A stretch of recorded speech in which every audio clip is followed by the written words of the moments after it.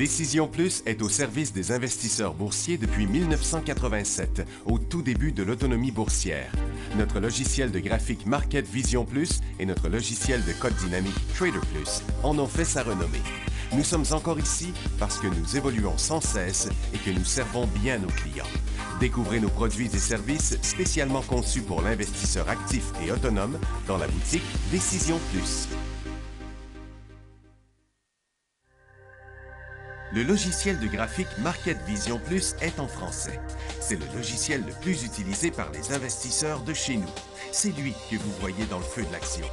Trouvez, classez et analysez plus facilement avec cet outil sans pareil pour suivre la bourse et prendre les meilleures décisions.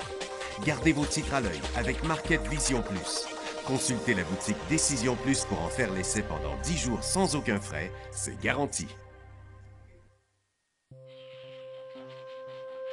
Laissez-nous vous guider pour analyser la bourse et prendre vos décisions. Les analystes de Guru.tv feront tout le travail pour vous. De minute en minute, nous classons les titres selon leur situation technique. Nous révélons les signaux d'achat et de vente. Nous publions des recherches poussées et nous prodiguons des conseils en temps réel. Ça commence avant l'ouverture et ça se poursuit jusqu'à la fermeture des bourses. Profitez de chaque cycle boursier avec Guru.tv. Trader Plus, l'instrument du day trader. 50 codes qui clignotent en même temps. Autant de listes que vous voulez. Graphiques à la seconde. De 3 à 30 graphiques. Des alarmes à volonté. Des listes de codes préparées. Des modèles graphiques préparés. Prêts à faire feu. Achetez, vendez avec Trader Plus.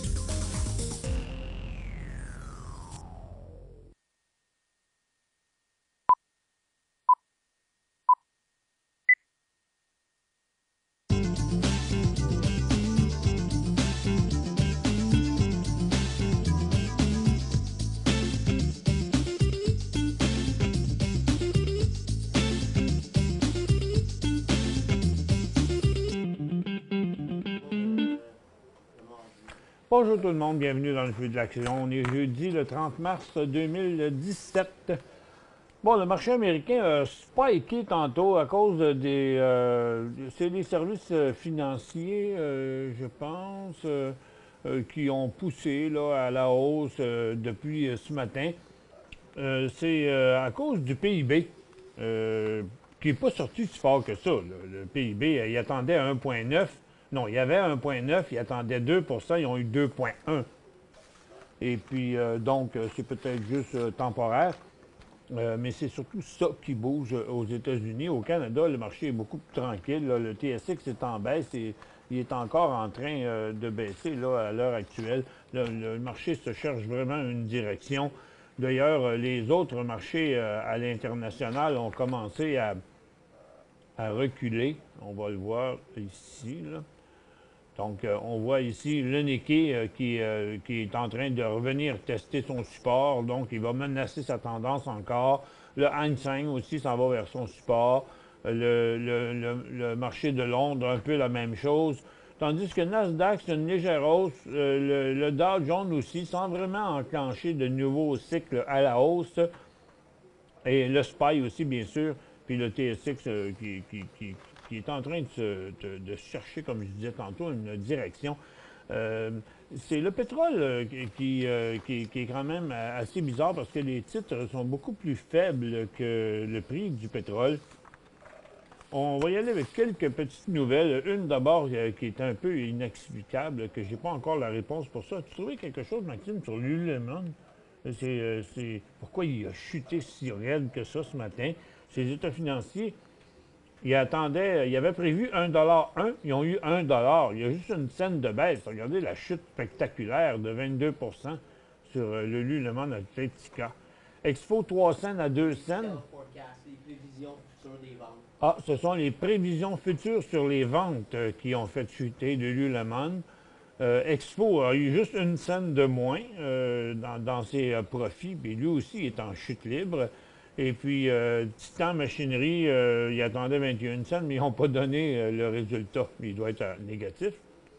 Antera Pharmaceutical a voulu faire un décollage ce matin, mais vous savez, quand ça ouvre comme ça à la hausse, on dit toujours attendez le deuxième mouvement parce que trop souvent ça se dégonfle. Encore une fois, il est arrivé la même chose.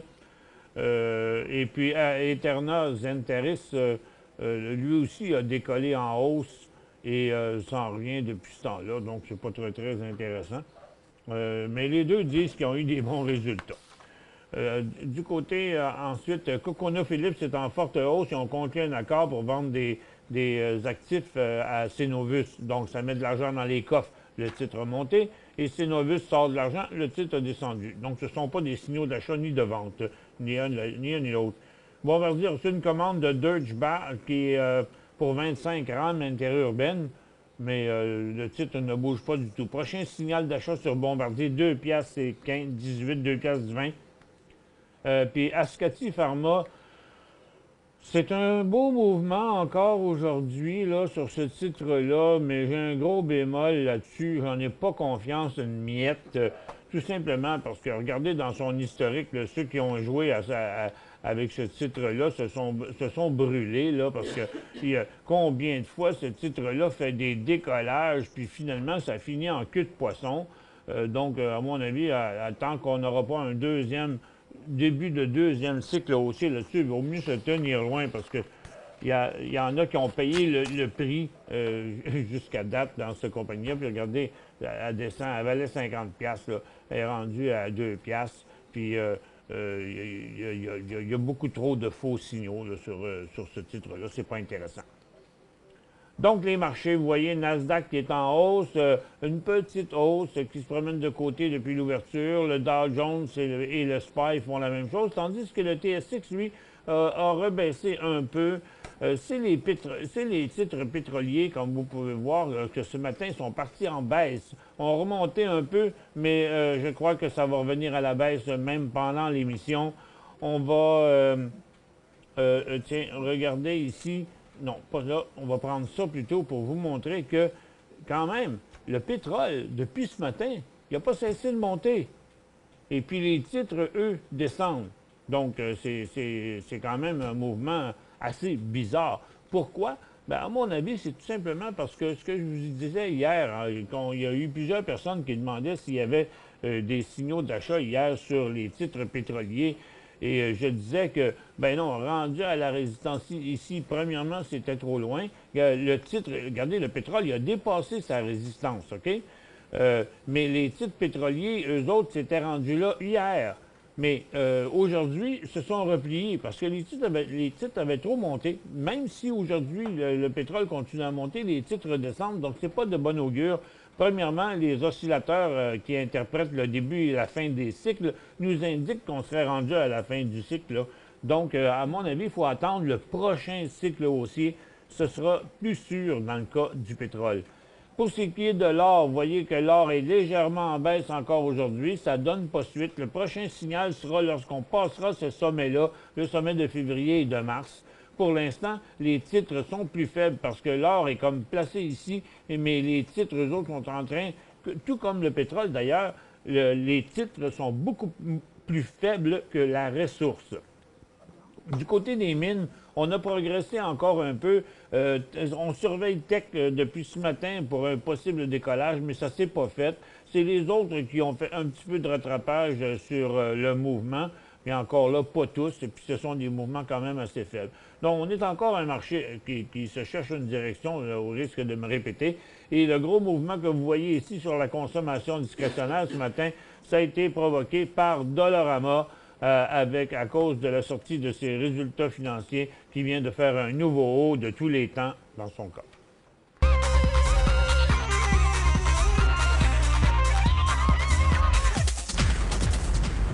Et puis, tiens, les titres d'énergie qui repartent à la baisse, encore une fois, là, vous voyez, là, on avait un support, puis on rechute malgré que le pétrole, lui, est encore un peu à la hausse.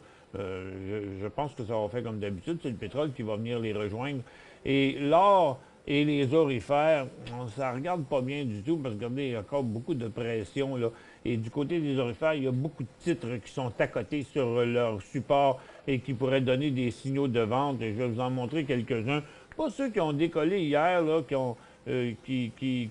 sans inverser leur tendance, là, mais plutôt les titres comme les gros titres du secteur, là, I Am Gold, là, qui font comme les titres, comme l'indice, qui ont un risque de rechuter sous leur support ici et tomber en signal de vente si l'or se mettait à fléchir tout d'un coup. En gros, c'est à peu près ça qui se passe. Les mines, je pense que sont à bout de souffle, que ça devrait revenir par là au cours des prochaines heures. Et c'est d'ailleurs le cas pour la plupart des secteurs à Toronto. Vous voyez, il y a du plafonnement évident là, sur la consommation discrétionnaire, malgré la forte hausse de Dollarama. La consommation de base a donné un coup par en haut, mais c'est complètement annulé. Les services financiers au Canada ont donné un petit coup aussi, comme aux États-Unis, mais ça, on a tout perdu au cours de la dernière heure. Les industriels, on est en train de tout reperdre aussi. Donc, la petite hausse d'un dixième d'1% du PIB américain, là, ça n'a aucune influence sur le marché canadien. Puis j'ai bien l'impression que le marché américain aussi va revenir. D'ailleurs, je vous le disais tantôt, tiens, on le voit ici, le dollar qui vient de traverser son support. Là. Donc, cette hausse-là, là, est pas, ça n'a presque pas de sens là, que le marché ait monté autant sur un PIB qui ne bougeait pas. Parce que d'ailleurs, ça n'avait même pas bougé à l'ouverture, ça a bougé par après. Donc, c'est juste une espèce de folie passagère, je dirais, qui est arrivée sur le marché. J'ai une première question ici qui dit « Bonjour, ce matin, vers 10h30, EBIO, une cote à 1,87. » On regarde ça immédiatement. EBIO. Ça, c'est une question d'hier. C'est une question sûrement de 2 jours. D'un ou 2 jours, ça devait être... attendez un peu, là, on va regarder ça avec un graphique en temps réel. 10h30, 1,87. C'est il y a 2 jours. Là. Mais même il y a 2 jours, il y avait... Ah, OK. Mais il n'y avait pas de cote à 1,87. Ça, je comprends Ça a pas. été effacé. Oui, regarde, tu vois, c'est le 28 mars. C'est la cote du 28 mars. Ah, c'est le 28. J'ai pas assez de données. Attends un peu, là. Je vais mettre ça en 5 minutes. Ici, on va le voir. Ah, OK, cette cote-là, ici. Bon. À 1,87, Max a dit une fausse cote. Pouvez-vous expliquer? C'est une fausse cote. Ça arrive. Ça peut être différentes choses. Souvent, une erreur de données. Ça peut être quelqu'un qui fait... tu sais, il y a toujours des clics à faire. Là. Il y a toujours, peu importe qui fait des transactions dans le monde, que ce soit qu'on fasse ça avec un crayon magique ou qu'on fasse ça en tapant sur un clavier, on peut faire des fautes de chiffres autant que des fautes de frappe quand on écrit. Et puis ça arrive fréquemment, mais il faut juste pas en tenir compte, tout simplement. Et puis là, par contre, ce qu'on devrait tenir compte, c'est qu'il y a un point important. Il y a un signal de vente à court terme à 2,05 $ sur ce stock-là. MFC, j'en avais 300 à 25,53. À 25,53. OK, vous l'avez acheté en haut ici, là. Là, c'est pas trop le fun, là, parce que, regardez, la tendance qui était haussière est devenue neutre, mais elle a été traversée. Puis là, dans le moment, vous voyez, on est en train de remonter, mais sur des volumes diminuants. Ce qui laisse à penser, puis l'oscillateur nous montre une situation surachetée aussi, disant que on arrive à la fin du cycle. Donc, ce qu'il faut vous attendre ici, je vais le mettre sur une dizaine de jours pour pouvoir vous le montrer un peu mieux, c'est que si jamais ça repart à la baisse ici, OK, n'oubliez pas qu'il y a une tendance comme ça qu'on ne voit pas dans le graphique des 10 derniers jours, là, qui est beaucoup plus haut là-bas, là, qui est à 25 $. Ici, c'est 24,5, puis là, c'est 25,5 en haut. Fait qu'il y a comme une tendance là, qui passe ici. Ça fait que, donc, en bas de 23,50, là, si j'étais vous, je me retirerais temporairement, quitte à reprendre la tendance, le titre plus tard. Quand acheter CCO, lorsqu'il passera cette résistance-là, Cameco, c'est le uranium, hein? Fait que Si vous regardez le vecteur de l'uranium qui est ici, ce serait s'il passait 16$. Donc, Cameco, là, c'est aux alentours de... On va vous le dire assez précisément, là. C'est 15 15, facile, hein? 15.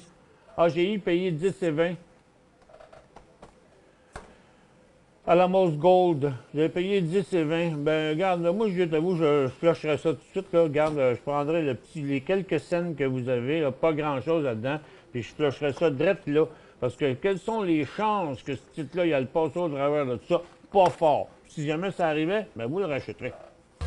Pour joindre Michel Carignan et son équipe par courriel, écrivez à michelcarignan@decisionplus.com.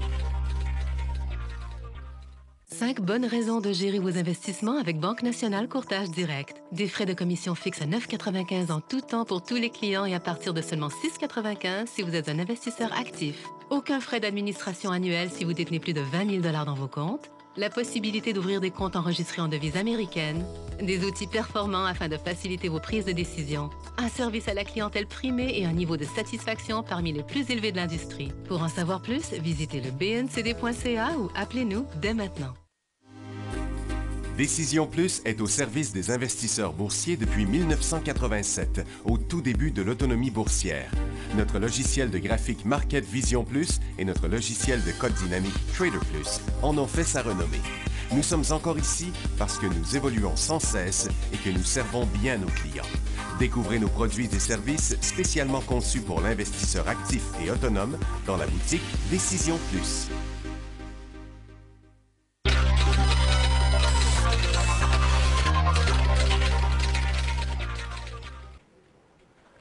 Bon retour, mesdames et messieurs. Prochaine question. Acheter PLI ce matin à 2,17 $, 10 000, je garde. Bien, justement, il bougeait PLI dans la santé.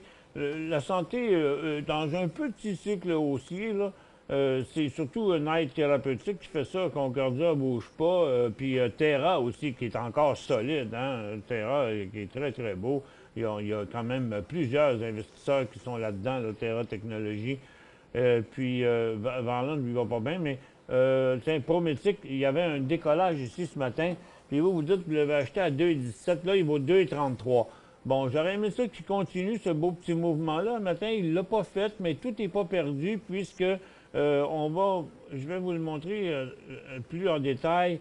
Vous voyez, il a décollé ce matin, il y a eu une petite correction, il n'a pas reperdu plus que la moitié de son mouvement, donc sa tendance en intra-séance et son cycle haussier dans le graphique quotidien ici demeure valide. Par contre, ce qui manque, c'est ça irait prendre un nouveau haut là, pour sortir de sa tendance qui est là. Donc, c'est encore intéressant. Moi, je pense que, bon, j'ai une petite sonnette qui sonne, on a de l'information là-dessus. Prométique sont en pourparlers pour un partenariat pour développer leurs produits en Chine avec une compagnie chinoise. Prométique est en pourparlers pour un partenariat pour distribuer leurs produits en Chine avec une compagnie chinoise. Pardon? Pour les développer. Pour les développer. Oui, pour les développer, les produits avec une compagnie chinoise. Donc, ça peut être quelque chose de quand même assez important.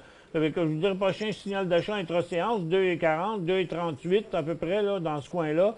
Mais dans votre cas, vous savez que vous les avez, Henri, vos actions déjà. Il n'y a rien qui vous empêche vous êtes environ, vous n'avez pas 10 vous avez à peu près 7 de fait là-dessus, qui viendrait faire descendre votre prix de revient à peu près, vous l'avez payé 2,17. 2,17, c'est là. Donc, ça vous mettrait à peu près à 2 piastres. OK? Donc, si vous vendiez la moitié maintenant, votre prix de revient sera à 2 piastres. Après ça, tout ce que vous avez à faire, c'est mettre un stop à 2,7, 2,8, vous assure sa position, vous dormez sur vos deux oreilles. RGX, pas là, mais ici, RGX, Argex Titanium. Le pire semble derrière lui. Je suis d'accord. Ils ont boité longtemps, là. Ils ont arraché un peu. Ils ont quand même fait une belle petite passe, mais ils ont eu un très bon support ici. Je pense que le pire est derrière eux aussi, vous avez raison, mais le plus beau est en avant. Ah, ben, c'est dire la même chose, mais le plus beau est en avant. Regardez le prix là, de 9 cents ou 10 cents, là, si on veut. On va le regarder ici en 15 minutes. On devrait... Bon, on ne voit pas grand-chose dans le graphique intra-séance. Mais de toute évidence, c'est à conserver là, dans le moment. Puis le prochain point d'achat serait comme dans le 12-13 sous. Bon, Michel, penses-tu... Oups, là. Penses-tu que USO et HOU est en train de changer de tendance? Ben oui, mais les titres ne suivent pas. Pour l'instant, il est beaucoup trop avancé. Hein? Le mouvement, ça, c'est clair. Parce que, regardez, là, on a eu un long plafonnement ici. On a chuté, là, on est revenu au support. On a un petit rebond qui se fait sur des volumes qui sont pas si forts que ça. Puis, regardez, dans son long terme, là, le petit mouvement qu'on voit ici, là, regardez, ma flèche, elle va rester là dans le graphique quotidien, hebdomadaire, elle est là, là. Ça fait que on est encore loin de la coupe aux lèvres, là, pour USO. C'est bien risqué, en tout cas, d'aller acheter du HOU qui bouge en fonction de USO aujourd'hui. WZR, 100 000 à 13 cents. WZR. Et puis là, vous faites 14 cents, donc, à 10 000 actions, 10 000 fois une scène, c'est 100 $, OK? C'est 1000 $. Donc, là, c'est ça, hein? 10 000, ben oui, 10 000, c'est 1000 $. 100 000 à 13,5, vous faites 10 000. Fait que c'est quand même de l'argent, là. Vous en avez vendu 75 000 à 15,5. Ah, ça, c'est bravo. Vous faites quoi avec le reste? Ben, moi, j'étais vous. Je ne sortirais pas de reste, là. Vous avez pris un bon profit là-dessus. C'est en bas de 12. C'est à 11. Mais gardez-le, il est orienté par là, là. Il y a vraiment comme... Attendez un peu que je change la vitesse du graphique, là, tiens. Bon, vous voyez, il y a eu une longue période ici, en 2015-2016. Et puis là, on est reparti de l'autre bord. Il y a eu une coupe de tentatives. Peut-être qu'il est reparti. Tu sais, Watson, Zagros, eux autres, je pense qu'ils creusent des puits en Irak, je pense, si mon souvenir est bon. Pour le pot, le temps de prendre une position, attends un peu, mais vous dire si c'est le temps d'en acheter ou d'en fumer. Bon,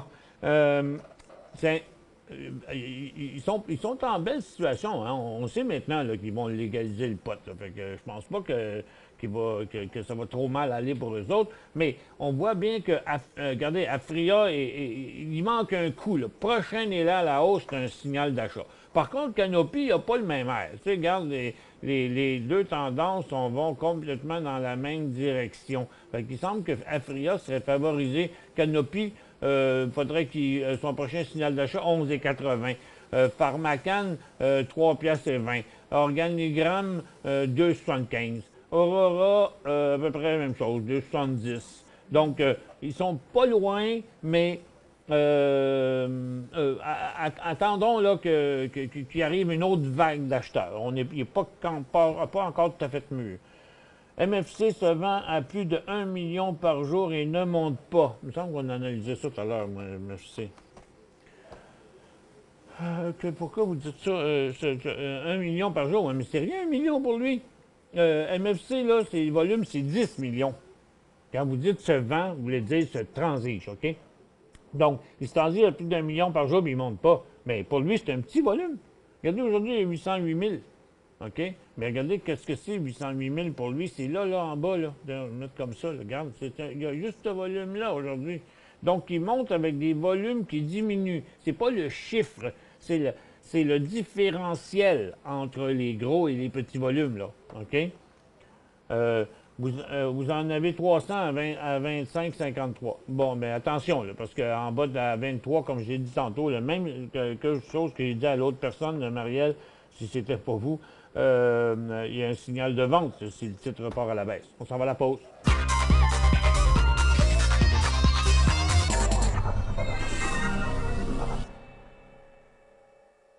5 bonnes raisons de gérer vos investissements avec Banque Nationale Courtage Direct. Des frais de commission fixes à 9,95 en tout temps pour tous les clients et à partir de seulement 6,95 si vous êtes un investisseur actif. Aucun frais d'administration annuel si vous détenez plus de 20 000 $ dans vos comptes. La possibilité d'ouvrir des comptes enregistrés en devise américaine. Des outils performants afin de faciliter vos prises de décision. Un service à la clientèle primé et un niveau de satisfaction parmi les plus élevés de l'industrie. Pour en savoir plus, visitez le bncd.ca ou appelez-nous dès maintenant. Laissez-nous vous guider pour analyser la bourse et prendre vos décisions. Les analystes de Guru.tv feront tout le travail pour vous. De minute en minute, nous classons les titres selon leur situation technique. Nous révélons les signaux d'achat et de vente. Nous publions des recherches poussées et nous prodiguons des conseils en temps réel. Ça commence avant l'ouverture et ça se poursuit jusqu'à la fermeture des bourses. Profitez de chaque cycle boursier avec Guru.tv.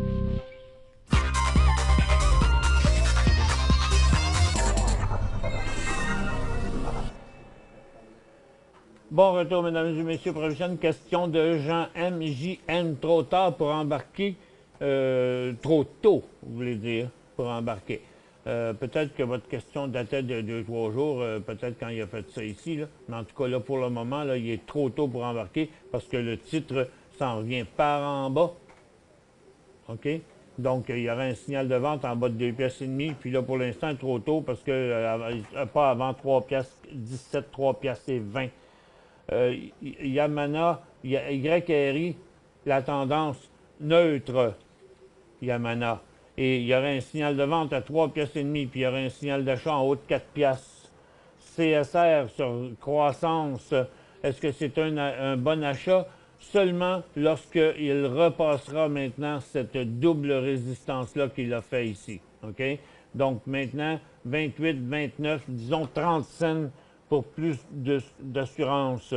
BAM.A, Brookfield Asset Management, il a fait 3 fois que les acheteurs arrêtent d'acheter à 49 et juste en dessous de 49,50 $, ce qui est son haut de tous les temps. OK? Donc, pour l'instant, embarquez pas là-dedans. Par contre, s'il venait qu'à passer mettez-le à 49,50, 49,75, OK? S'il passe ça, ben c'est parce qu'il est solide, il est bon pour aller plus loin que ça. Sans Ginog à 6,77, ben le titre vaut 6,43, puis il y a un warning là-dessus. Attention, attention, parce que s'il repart à la baisse, ben il va faire un bout de ses coudes.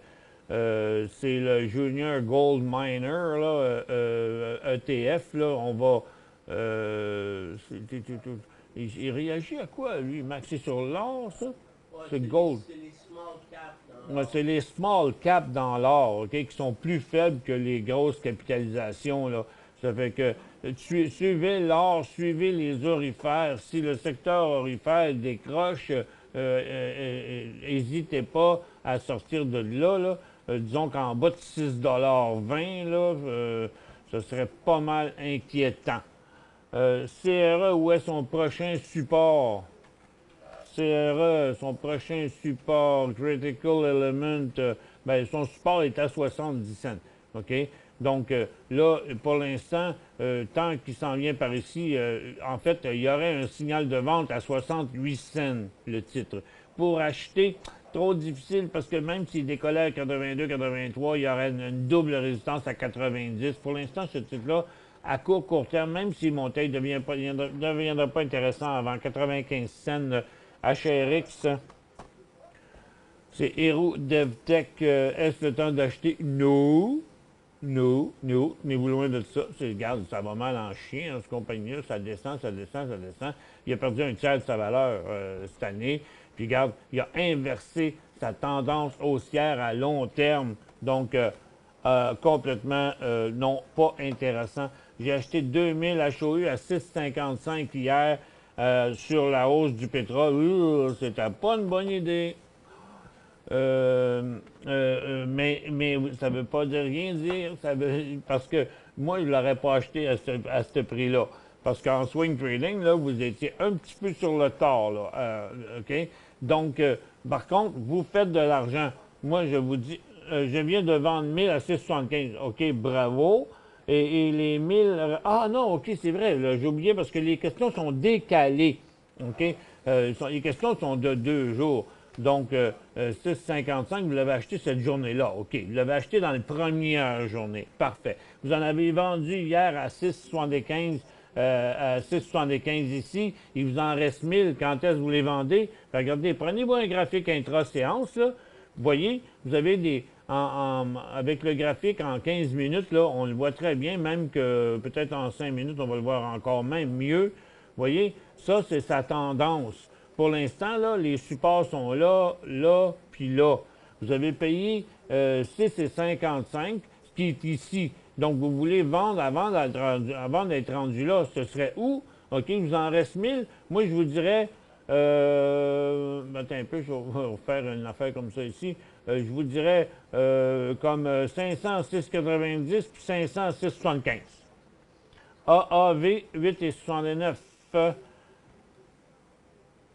AAV Advantage Oil 8,69 ce matin, garder ou vendre. Bon, là, ça tire sur la fin du cycle, hein? 8,81, vous ne faites pas beaucoup, là. 8,69, vous l'avez acheté sur le tard. Vous ne l'avez pas acheté dans le début, mais pas mal dans son cycle avancé. Puis là, il est assez rendu à sa résistance. Il ne reste pas gros d'argent là-dedans, mais est-ce que vous l'achèteriez aujourd'hui, hein? Non, probablement pas. Moi, je dis à vous, je flusherais la position, puis là, j'attendrai le prochain signal d'achat. Vous êtes juste que, à mon avis, vous en sortir à bon compte, là, sur ce mouvement-là. Bon, puis il reste 2 questions, mais je n'ai pas vraiment le temps d'y répondre. Nouveau ETF dans le pot HMMJ, hein? Ça, il va arriver le 5 OK. avril. Ah, il va arriver le 5 avril, cette chose-là. NGH, il se passe quoi? OK, on va le faire, c'est le dernier. NGH. Il se passe quoi? On ne le sait pas, mais c'est que ça va pas bien parce qu'il chute en titi. On n'a pas d'informations sur ça. Merci beaucoup d'avoir été avec nous. Demain, on ouvrira la barre de questions avec toutes des belles questions bien fraîches. Et ouais, il annonce encore de la neige demain. On va s'en sortir.